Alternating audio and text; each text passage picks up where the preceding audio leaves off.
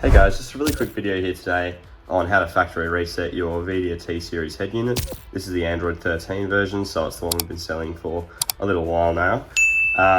So essentially you just want to go to System, and at the top here you want to go to System, and it should just say here, Factory Reset.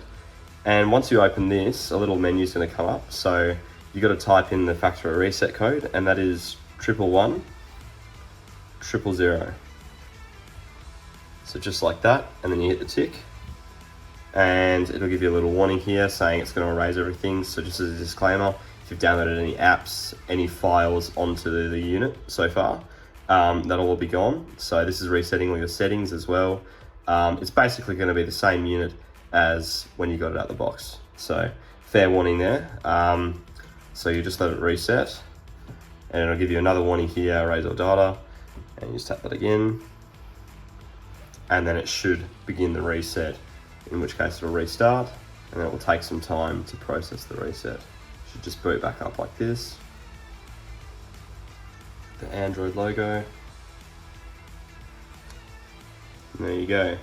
Should just let it like that, and then it will do a little restart again just to refresh itself. Should start loading back up again for the final time. This is going to be like an initial boot, so it'll take a bit longer than normal, but once you've turned it off again after the reset, it should go back to its original loading times. And there you go. It should be back on the screen, and this is what the original home screen looks like.